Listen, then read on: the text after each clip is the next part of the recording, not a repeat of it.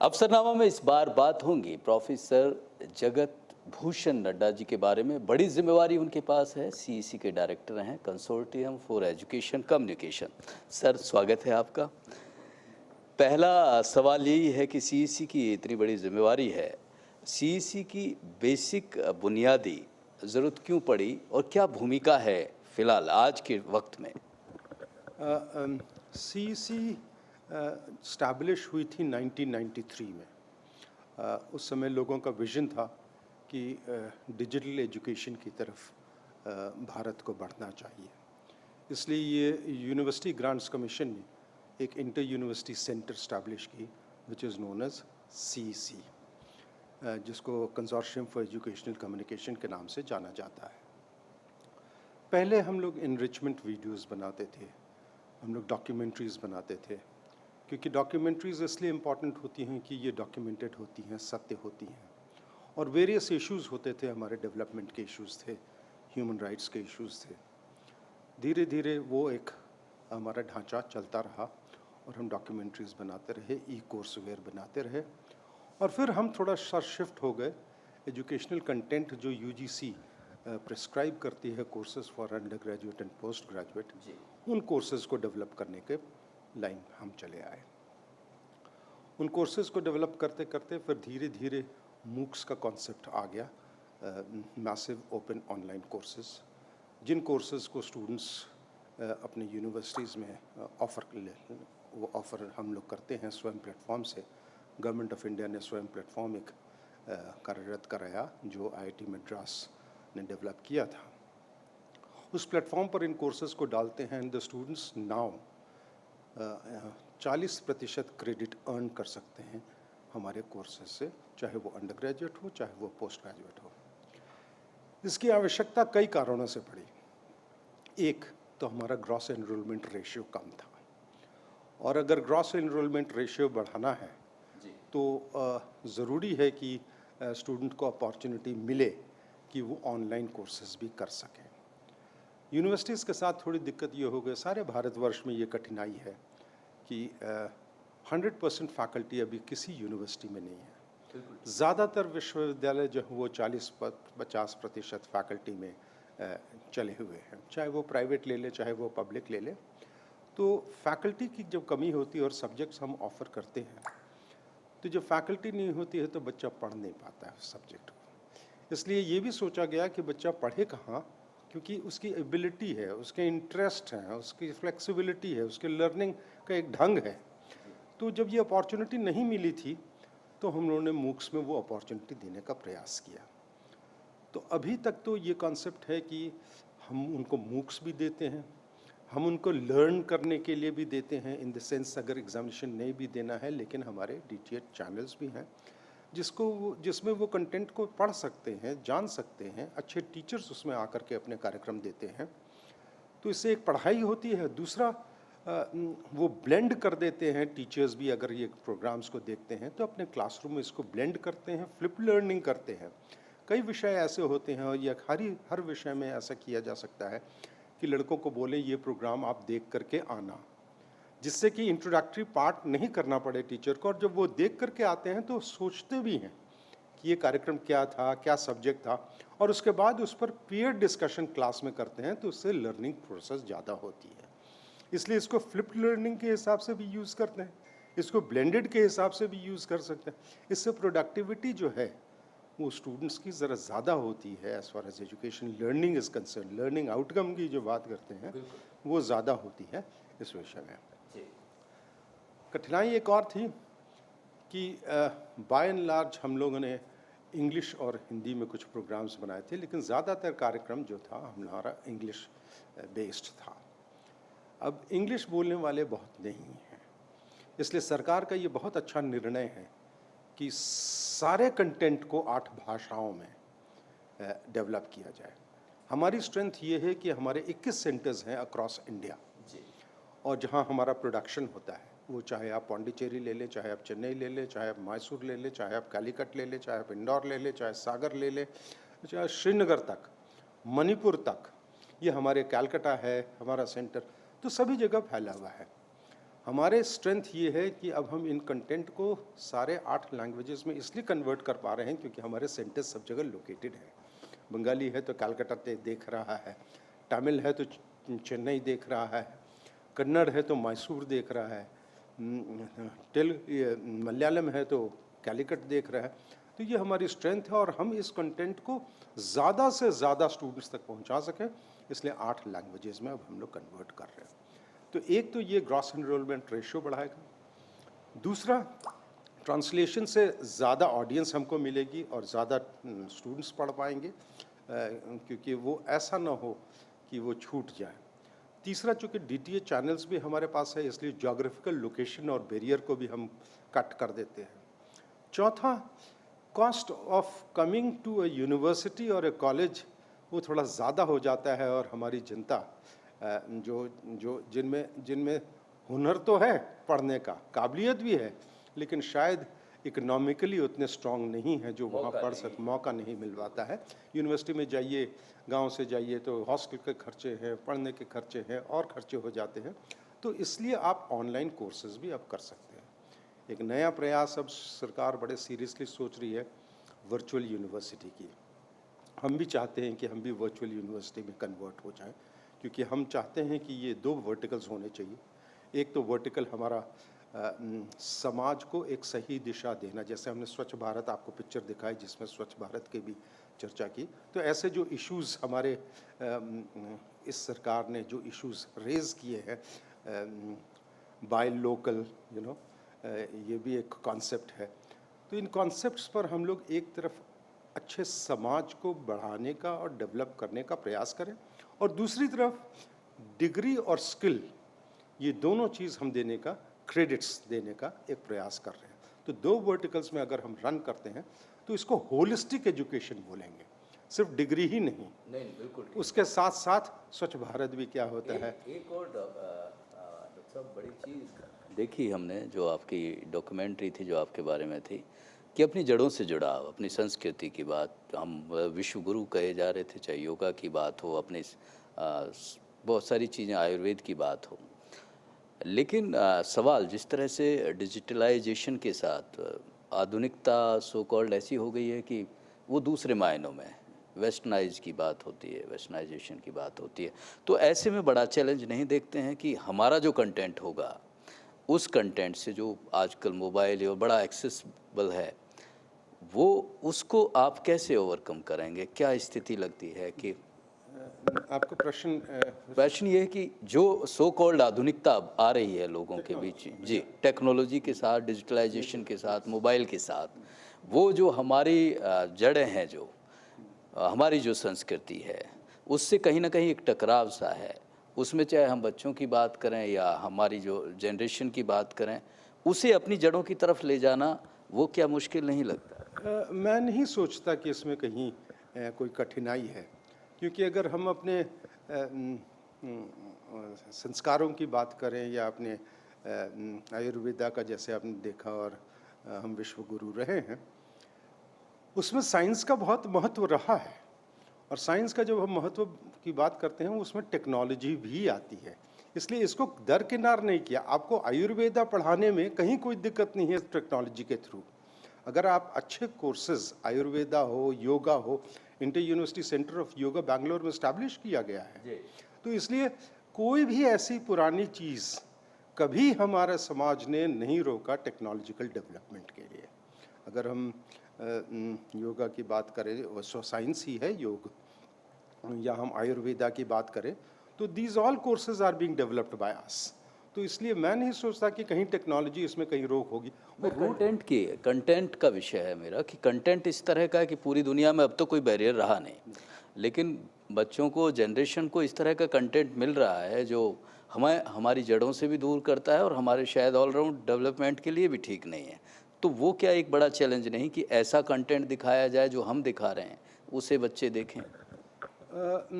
आपका सवाल शायद ये है कि और ढंग के भी कंटेंट अवेलेबल हैं लोगों के पास, और वो चूज़ हमारा कंटेंट कैसे करें। अच्छा, देखिए 2 चीज़ें हैं इसमें, कि जो मेरा अपना पर्सनल वो है कि विद्या एक साधना है ना। ये पढ़ना एक चीज़ है, लेकिन विद्या हासिल करना दूसरी चीज़ है। मैं चाहूँगा कि स्किल डेवलपमेंट की तरफ तो बहुत ही ध्यान देना चाहिए। वो इसलिए आवश्यक है क्योंकि स्किल डेवलपमेंट से एक रोजगार मिलता है, इकोनॉमी मूव करती है, नेशन डेवलप करता है। लेकिन जब हायर एजुकेशन की बात करते हैं और फिलॉसफी की बात करते हैं तो वो गुणवत्ता दिमाग की वो सबके बस की बात नहीं होती। अगर इतना ही सरल होता तो हर माँ बाप अपने बच्चे को खूब पढ़ा लेता।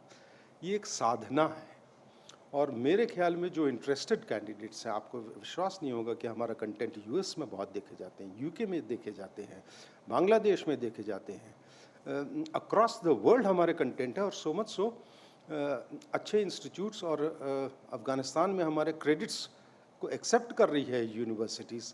ये स्थिति हम ले आए, इसलिए पढ़ने वाले बहुत हैं और कहीं कोई दिक्कत नहीं है। इतना ही नहीं, जिनको कोर्स नहीं भी करना है, ग्रेजुएशन नहीं भी करना है, पोस्ट ग्रेजुएशन नहीं भी करना है, हाउसवाइफ्स हैं, वो घर में बैठ करके इस कंटेंट को देखती हैं और शायद कुछ फिलॉसफी जानती हैं, सोशियोलॉजी जानती हैं, साइकोलॉजी जानती हैं, साइंसेस जानती हैं, तो it is available and people are using it. क्योंकि दिक्कत कहीं नहीं हमको दिखती है कि आज का जनरेशन का ये लाइफस्टाइल ही हो गया है टेक्नोलॉजी। इसलिए हमको और आपको शायद लग सकता है या बुजुर्ग जनरेशन को थोड़ा सा कठिनाई होती है, लेकिन आज के जनरेशन को कंटेंट एक्सेस करने में कहीं कोई कठिनाई नहीं हो रही। इसलिए I don't think so that it interferes anywhere which will not let our supremacy of knowledge be affected. निश्चित रूप से, क्योंकि डिजिटल युग है और उसमें ये अब हिस्सा ही है जीवन का हमारा। एक और बात हमने उसमें डॉक्यूमेंट्री में भी देखी और आपने भी बताई, जो हमारे 11 चैनल हैं, टीवी चैनल हैं, ये हम अपने दर्शकों को बता दें, ये बड़ी चीज़ है। CEC 11 अपने चैनल चलाती है DTH, जिस पे ये कंटेंट अवेलेबल होता है जो एजुकेशन से संबंधित है। सवाल यही है कि ये जो 11 चैनल हैं, ये किस तरह से CEC का जो मोटिव है, जो उद्देश्य है, उसको आगे बढ़ाने में मददगार साबित होते हैं और कैसे ये देखे जा सकते हैं? दो चीज़ें हैं इसमें। एक तो मैं जो आपसे चर्चा पहले कर रहा था कि ये सारे कंटेंट जो हम डेवलप करते हैं वो एड हॉक नहीं डेवलप करते हैं। इसमें बड़ी सोच जाती है कि हमारे पास कौन से कंटेंट पहले हैं, कौन से कंटेंट में बदलाव की आवश्यकता है, क्योंकि 10 साल पहले शूट किए हुए कंटेंट में थोड़ा सा बदलाव भी कंटेंट में आ जाता है, इसलिए फिर वो नई चीज़ों को ऐड ऑन करने के लिए वो करते हैं। लेकिन कोई भी प्रोडक्शन होता है उसका एक कॉस्ट पड़ता है। हम ये चाहते हैं कि जो भी हम यहाँ प्रोड्यूस करें इस DTH चैनल के लिए, वो कंटेंट आगे जा कर के एक मूक्स बन पाए, जिससे वो क्रेडिट ट्रांसफ़र हो पाए। लोग जब हम 4 क्वाड्रेंट की बात करते हैं किसी मूक्स में, उसमें रेफरेंसेस होने चाहिए कि कंटेंट कहाँ से अवेलेबल है, उसमें क्विज़ेस होने चाहिए, उसमें असाइनमेंट्स होने चाहिए। तो ये सारी चीज़ें जो भी हम यहाँ शूट करते हैं उसके साथ वो हम ऐड ऑन करते हैं और उसको फाइनली मूक्स की तरफ ले जाते हैं। दूसरी चीज़ मैं ये देखता हूँ कि मान लीजिए पॉलिटिकल साइंस में 24 पेपर हैं, उसमें 16 के बने हैं, 8 के नहीं बने हैं, तो उन गैप एरियाज़ को भी हम आइडेंटिफाई कर रहे हैं जिससे फुल एक कंटेंट हमारे पास सारा अवेलेबल हो जाए।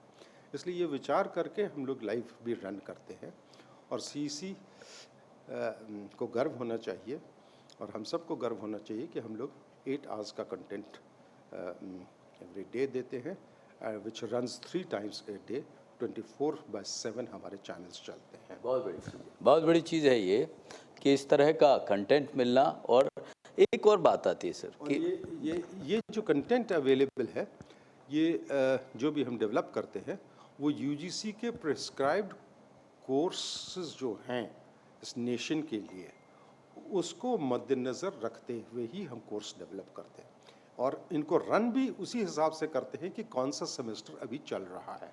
जैसे एक बार में 1st एंड 3rd सेमेस्टर चलता है, फिर 2nd एंड 4th चलता है, तो हम वैसे ही इन प्रोग्राम्स को भी रन करने का प्रयास करते हैं जिससे मैक्सिमम एडवांटेज स्टूडेंट्स ले सकें। बहुत बढ़िया। एक और बात सर, जिस तरह से हमारा कंटेंट कितने स्टूडेंट तक पहुंचा या कितने लोगों तक पहुंचा और इसको आगे फर्दर इसमें क्या कुछ चेंजेस की आवश्यकता है, तो इस तरह का आपका जो सिस्टम होता है वो कैसे काम करता है? हमारा सिस्टम नहीं है, द स्टूडेंट्स वो तो जब when you reach the television and when you reach the YouTube, they give the statistics कि कितने लोगों ने इसको क्लिक किया है और कितने लोगों ने इसको व्यूअरशिप दिया है। तो मेरे ख्याल में 4 करोड़ लोगों ने हमारे यूट्यूब चैनल को देखा है और वैसे ही यूज़ करते हैं। तो ये बड़ी चीज़ है, करोड़ों लोगों तक अपने कंटेंट को, अपने एजुकेशन से संबंधित जितने भी 8 घंटे का कंटेंट है वो चलता है 11 चैनलों पर, ये बड़ी उपलब्धि है। इसके अलावा सर बड़ी चीज़ ये आती है कि ज़्यादातर क्योंकि हमारा देश है गाँव में बसा हुआ है और वहाँ ये जो चाहे वो एनरोलमेंट की बात हो या वर्चुअल यूनिवर्सिटी का जैसे आप जिक्र कर रहे हैं और सच में इस तरह की स्थिति हो जाएगी आगे आने वाले समय में, तो खासकर रिमोट एरियाज़ के लिए उनको एनरिच करने के लिए, उनको आगे बढ़ाने के लिए, उनका इन्वॉल्वमेंट ज़्यादा से ज़्यादा हो, उसके लिए क्या प्रयास होते हैं? हमारा प्रयास तो यही है कि ये चीपेस्ट मोड ऑफ कम्युनिकेशन है टेलीविज़न, और आजकल सबके पास मोबाइल तो है ही है विद इंटरनेट कनेक्शन, ज़्यादातर मैं देखता हूँ भारत में। सरकार का भी बड़ा सीरियस प्रयास है कि दूर दूर तक इंटरनेट का कनेक्शन पहुँच जाए। अभी मैं देख रहा था लद्दाख तक भी पहुँच गया है, रिमोट एरिया में जहाँ कभी गया ही नहीं था इंटरनेट।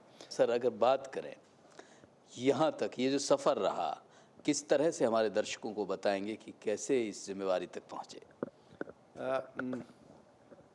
मेरा जन्म तो वैसे बिहार में हुआ, रहने वाला हिमाचल का हूँ। पटना में मेरा जन्म हुआ और मेरी स्कूल की शिक्षा और यूनिवर्सिटी की शिक्षा पटना और रांची में हुई। पटना सेंट ज़ेवियर्स स्कूल में मैं पढ़ा, फिर ग्रेजुएशन मैंने रांची सेंट ज़ेवियर्स से किया और उसके बाद फिर मैं पटना यूनिवर्सिटी से पोस्ट ग्रेजुएशन मैंने की।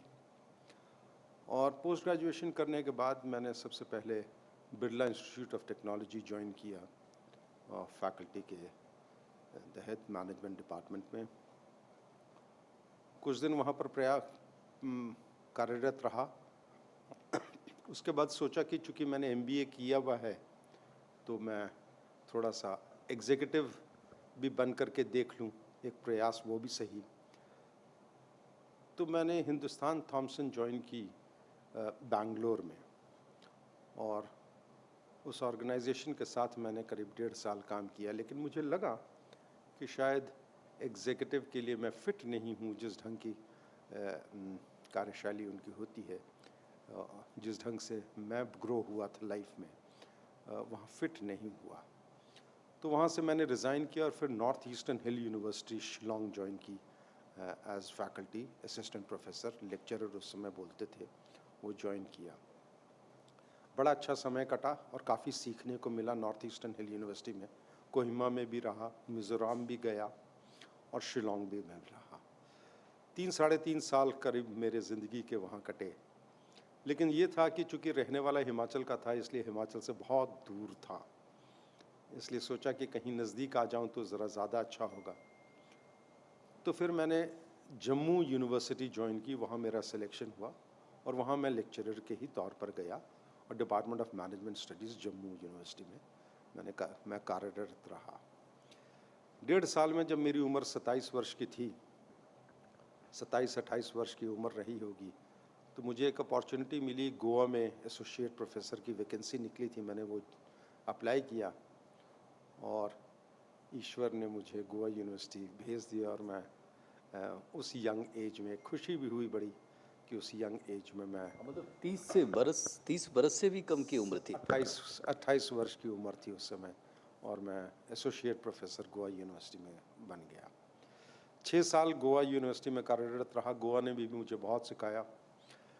2 चीज़ें ज़रूर रहीं, क्योंकि मैं विभिन्न स्टेट्स में, different parts of the country में चूँकि मैंने काम किया, इसलिए मैं समझ सका कि वर्क कल्चर क्या है, लोग कैसे हैं, व्यवहार कैसा है, और बड़े अच्छा समय कटा क्योंकि बड़े प्यारे लोग लगे। मुझे कोई लिमिटेशन नहीं है किसी भी व्यक्ति से मिलने में और शेयर करने में, क्योंकि सभी जगह अच्छे लोग पाए जाते हैं। तो गोवा में भी मेरा समय बहुत अच्छा कटा और गोवा में मैं शिक्षक संघ का 5 साल निर्विरोध अध्यक्ष भी रहा और गोवा विश्वविद्यालय में, और बड़े काम किए थे गोवा में।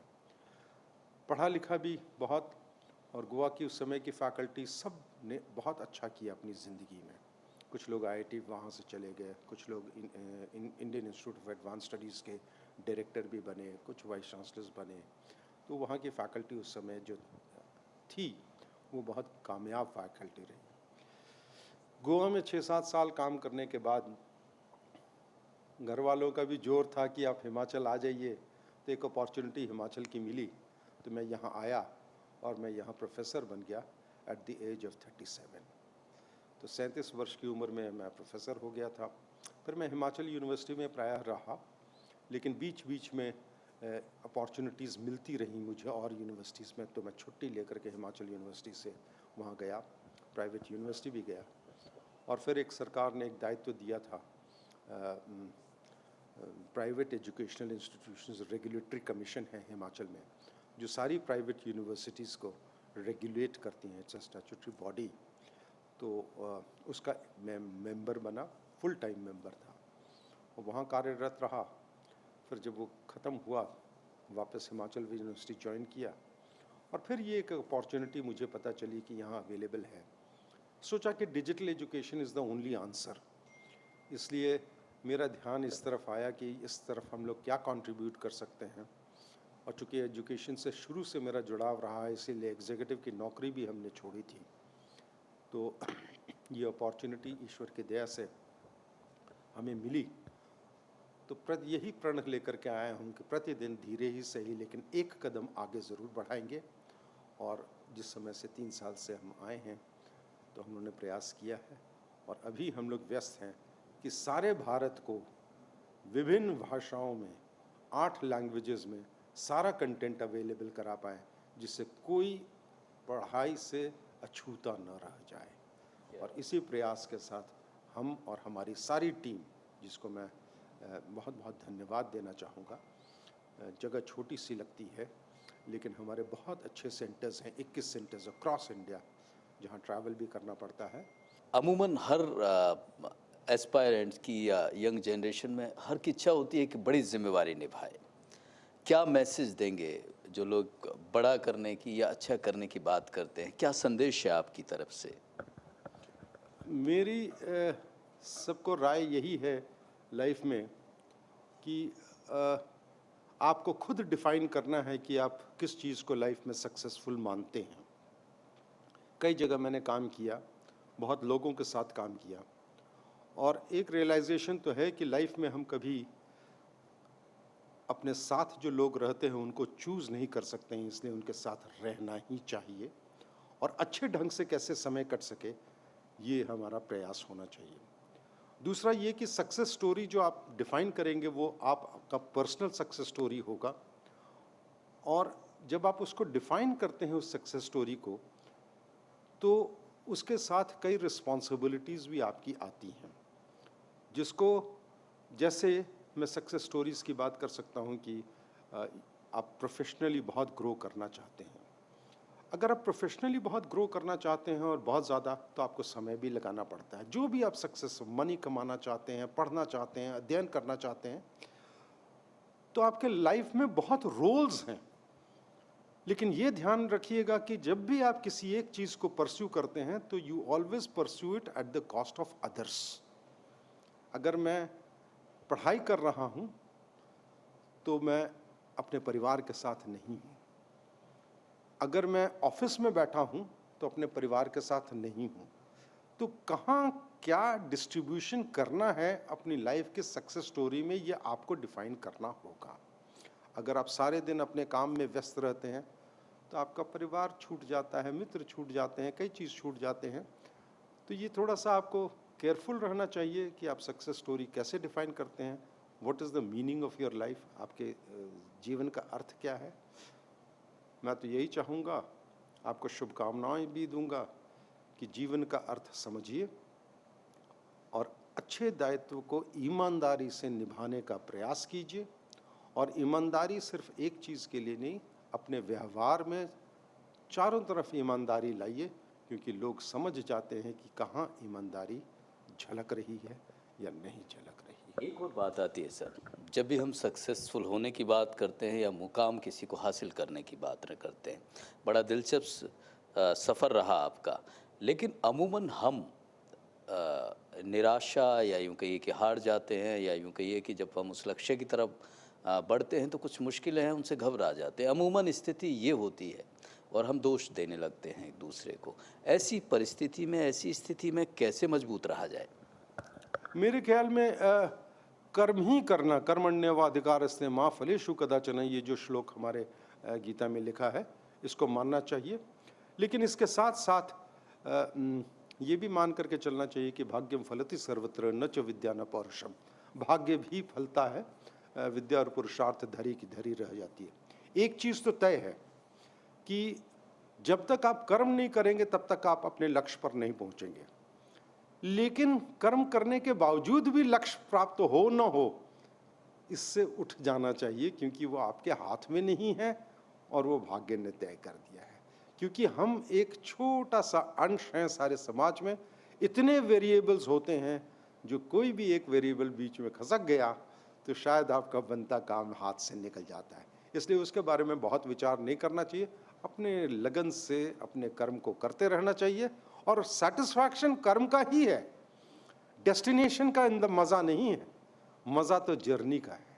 क्या बड़ी चीज़ है, बड़ी चीज़ है ये। ज़िंदगी में निराश ना होने के लिए, हताश ना होने के लिए कर्म अपने कीजिए, और कोई चीज़ हासिल नहीं होती है तो बस आपके भाग्य में नहीं थी, आगे बढ़िए। कितनी बड़ी चीज़ प्रोफेसर साहब ने बताई है। सर बेहद शुक्रिया, बहुत अच्छा लगा आपसे मिलके। बहुत धन्यवाद। Thank you sir. तो फिलहाल इस खास पेशकश में इतना ही, अगले हफ्ते फिर मुलाकात होगी, तब तक के लिए नमस्कार। आपके लिए एक स्कूटर से कहीं ज्यादा है। ये सफर है आपकी सफलता का। देखिए, ये हम सफर के साथ का सफर है, इसीलिए हमने बनाया ये नया जुपिटर, जो है हर स्कूटर से ज्यादा। टीवीएस जुपिटर, ज्यादा का फायदा। सालों की मेहनत से बना, अटूट भरोसा ना रुकता, तू अपनी बता, असलियत दिखा। देश की मिट्टी से हूँ बना, सोच बुलंद इरादे मैं पक्का, ललकारता हूँ हर मुश्किल को, आ तू जरा स्ट्रेंथ दिखा।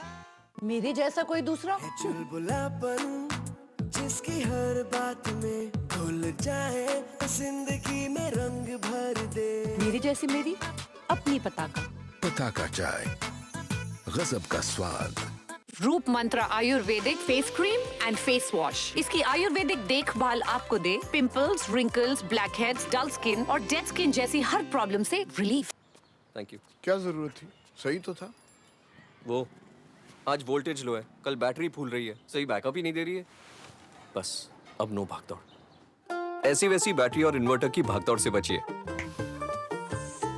अमेज के हाई परफॉर्मेंस वाले बैटरी और इन्वर्टर लीजिए, लाइफ में टेंशन मत लीजिए। पूरा 28 लीटर दूध देती है मेरी गाय, पर पहले तो दिखाने में भी शर्म आवे थी। फिर डॉक्टर साहब ने बताया फीड ऐसी खिलाओ कि दूध बढ़े, मगर सेहत की कीमत पर नहीं। असीस मिल्क श्योर 30 भरपूर दूध देने वाले पशुओं के लिए पोषण से भरपूर आहार। इसके शक्तिशाली तत्व दूध देने की क्षमता बढ़ाते हैं, साथ ही साथ पशु की सेहत भी बनाते हैं। कंपटीशन में जाग रहेगी एक दिन। बेहतर दूध, बेहतर स्वास्थ्य, सालों साल। हीरे जैसे बदन को तराशता है एलॉइस हेयर रिमूवल क्रीम। त्वचा बनेगी शाइनी और लवली। एलॉइस हेयर रिमूवल क्रीम। लड़की होने का मतलब ये नहीं कि बंदिशों से दोस्ती कर लो। कामयाबी हौसला देखती है, जेंडर नहीं। इसलिए लाइफ तुम्हारी, रूल्स भी तुम्हारे। सिग्नेचर ग्लोबल आपके इसी अंदाज को सल्यूट करता है। Independent floors for the independent you. Associate sponsor policybazaar.com।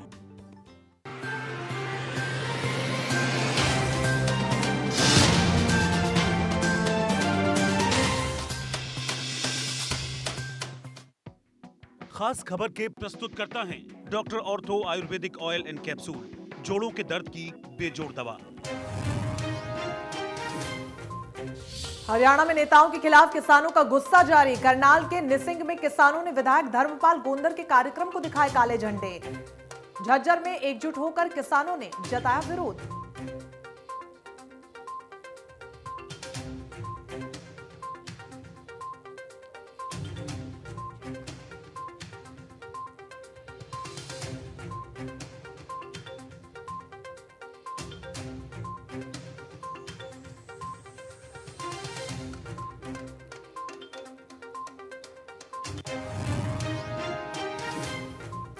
अविश्वास प्रस्ताव गिरने पर केंद्रीय राज्य मंत्री रतनलाल कटारिया ने विपक्ष पर ली चुटकी। बोले नेता प्रतिपक्ष हुड्डा का विश्वास डिगा हुआ।